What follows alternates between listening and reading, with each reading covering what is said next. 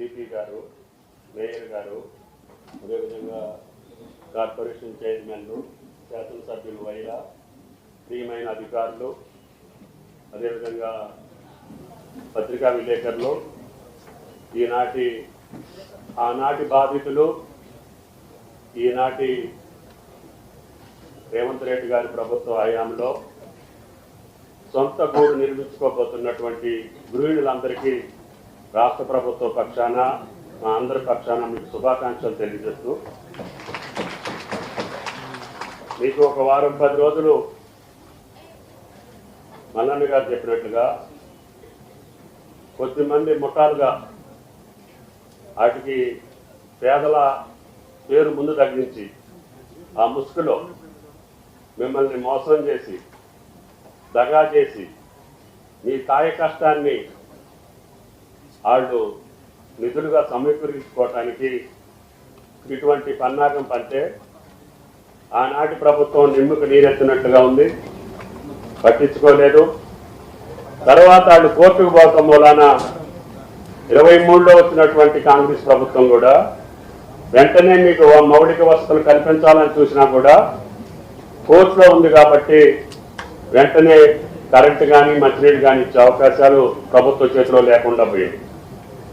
దాన్ని కలెక్టర్ గారు వచ్చిన తర్వాత పదే పరిశీలించి ఆ యొక్క కోర్టు యొక్క తీర్పుకు అనుగుణంగా న్యాయస్థానం ఏదైతే ఇది భూదాన భూమి 31 ఎకరాలు 7 గుంటలు, దాంట్లో ఇచ్చినటువంటి భూదాన పట్టాలు అనేటటువంటి బోకస్ హౌస్ సైడ్ పట్టాలు ఇచ్చారు.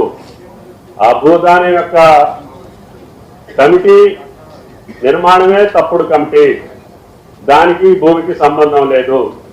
ప్రస్తుతానికి భూదానం ట్రస్టే లేదు, అది సిసిఎల్ఏకి బదలాయించబడింది అని కోర్టు తీర్పిచ్చి సిసిఎల్ఏ ద్వారా రాష్ట్ర ప్రభుత్వం జిల్లా కలెక్టర్ గారిని ఆ భూమి స్వాధీనం చేసుకోమని చెప్పి ఆదేశాలు ఇచ్చింది.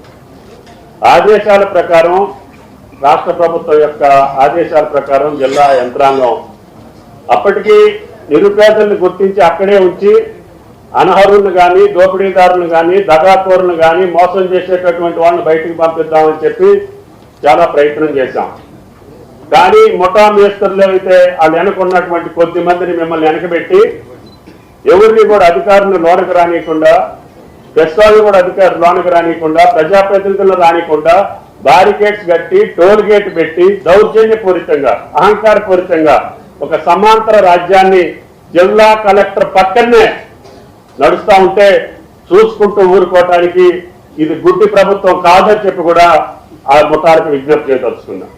అందుకని నేను ఈ సిసిఎల్ ఆర్డర్ ప్రకారంగా రాష్ట్ర ప్రభుత్వం కలెక్టర్ గారికి ఆదేశాలు ఇవ్వటం, కలెక్టర్ గారు, సిపి గారు, జిల్లా యంత్రాంగం సమన్వయంతో ఒక మీ మీద లాఠీ దెబ్బ పడకుండా, ఒక తోపిడీ లేకుండా మీకై మీరే సామాన్లు బయటకు తీసుకెళ్ళి, ఎందుకంటే ఆ దగాకోరులు బయట పెట్టాలంటే మిమ్మల్ని కూడా బయటికి పంపించాల్సిన పరిస్థితి ప్రభుత్వానికి దాపురించింది.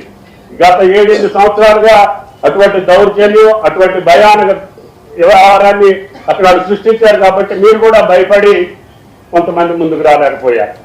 అందుకని మిమ్మల్ని రక్షించడం కోసం, ఆ యొక్క దుర్మార్గుల్ని బయటికి పంపించడం కోసం మొత్తాన్ని ఖాళీ చేసి మీ నిరుపేదలైనటువంటి నిరుపేదలకి ఆ భూదాన భూములు దక్కాలనేది రాష్ట్ర ప్రభుత్వం యొక్క ఆలోచన అని చెప్పి మీకు ఈ సందర్భంగా మనం చెప్తున్నాం.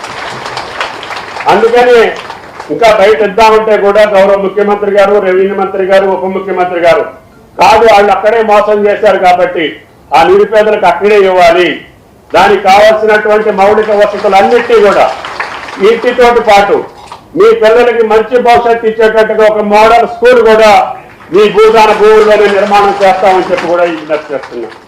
అంతేకాకుండా దానికి కావాల్సినటువంటి రహదారులు కానీ, విద్యుత్ శక్తి కానీ, మంచినీళ్లు కానీ యుద్ధ ప్రాతిపదిక మీద మీరు రేపు ఉదయం నుంచే ఓపిక ఉన్న వాళ్ళందరూ కూడా ఇళ్లు కట్టుకోవటానికి రెవెన్యూ మంత్రి గారి యొక్క సారథ్యంలో 311 మందికి ఇళ్ల నిర్మాణం రేపు రాబోయే డిసెంబర్ 9వ తారీఖున సోనియా గాంధీ గారి పుట్టినరోజున గౌరవ ముఖ్యమంత్రి గారిని తీసుకొచ్చి మీ ఇంట్లలో పండుగ చేసేటటువంటి బాధ్యత ఈ ప్రభుత్వాన్ని అని చెప్పి ఈ సందర్భంగా మనం చేస్తున్నాం.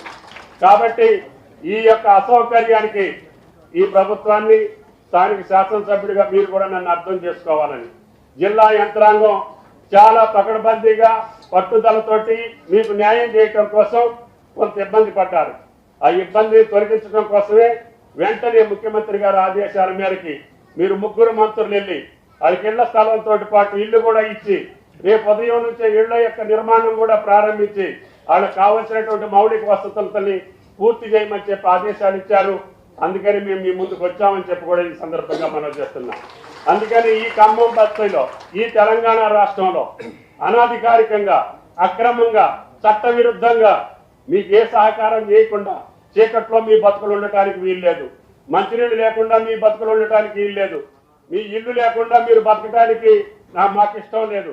అందుకని అన్ని సౌకర్యాలు కల్పించి స్వచ్ఛమైనటువంటి స్వేచ్ఛా జీవితాన్ని ఇవ్వటానికే ఈ ప్రక్రియ అని చెప్పి కూడా మీకు ఈ సందర్భంగా మనం చేస్తున్నాం.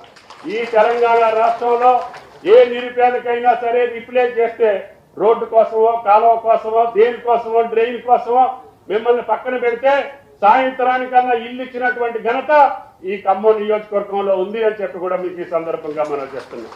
అట్లాగే మీకు కూడా తెల్లారిపాటికి ఇల్లు కట్టుకునేటటువంటి అవకాశం శ్రీనివాసరెడ్డి గారి ఆధ్వర్యంలో మీకు 311 కాకుండా ఇతర నియోజకవర్గాల నుంచి ఇతర జిల్లాల నుంచి వచ్చిన వాళ్ళు కూడా మాకు అక్కడ స్థలం ఉందండి ఇల్లు లేదు అంటే వాళ్ళకు కూడా ఇల్లు శాంక్షన్ చేసి ఈ రోజు 2:30 గంటలకి వాళ్ళకు కూడా ఇళ్ల పట్టాలు అక్కడే ఇల్లు కూడా శాంక్షన్ చేశారు మంత్రి గారు అని చెప్పి ఈ సందర్భంగా మనం చేస్తున్నాం.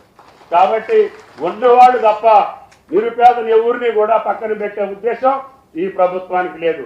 ఇందాక తల్లి చెప్పినట్లుగా ఒకళ్ళకి అమ్మిన తర్వాత ఇంకొకళ్ళకి అమ్మిన తర్వాత ఇంకొకళ్ళకి ఏదన్నా పరివేదనో ఓపిక లేకుండా బయటకు వెళ్ళిపోతే ఎక్కడన్నా మిగిలిపోతే కూడా కలెక్టర్ గారు అట్ని పరిశీలించి వాళ్ళకు కూడా న్యాయం చేసే బాధ్యతని మేము తీసుకుంటానని చెప్పి కూడా మీకు ఈ సందర్భంగా మనం చేస్తున్నాం.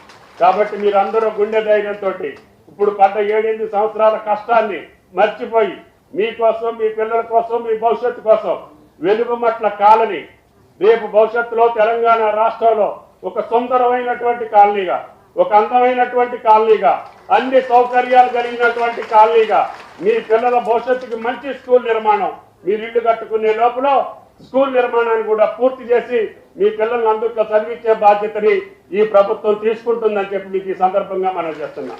కాబట్టి ఈ రోజు తీసుకున్నటువంటి తల్లులందరూ కూడా మీ కష్టాన్ని దిగమింది ఈ రోజుకి వాళ్ళు కట్టినటువంటి అమౌంట్ ఏదైతే ఉందో ధైర్యంగా పోలీసు వారికి మీరు ఫిర్యాదులు ఇవ్వండి. ఆ నెట్టి పరిస్థితుల్లో కూడా శిక్షించి రాష్ట్ర ప్రభుత్వం తరఫున మల్లన్న గారు చెప్పినట్లుగా వాళ్ళ మీద ఉక్కుపాదం మోపి మీకు న్యాయం చేయడానికి ప్రయత్నం చేస్తాం. మీరు ధైర్యంగా రేపటి నుంచి అటువంటి శక్తుల్ని దూరం పెట్టి మీకున్నటువంటి ఇన్ఫర్మేషన్ మీరు చేసినటువంటి మోసం మీరు పడ్డటువంటి దగ ప్రభుత్వానికి తెలియజేయండి. అందరికీ న్యాయం చేయడానికి ప్రయత్నం చేస్తామని చెప్పి విజ్ఞప్తి చేస్తూ ఈ అవకాశం ఇచ్చినటువంటి జిల్లా కలెక్టర్ గారికి ధన్యవాదాలు. Thank you sir. ఇప్పుడు గౌరవ రెవెన్యూ శాఖ మంత్రి వారిని మాట్లాడవలసిందిగా కోరుతున్నాను.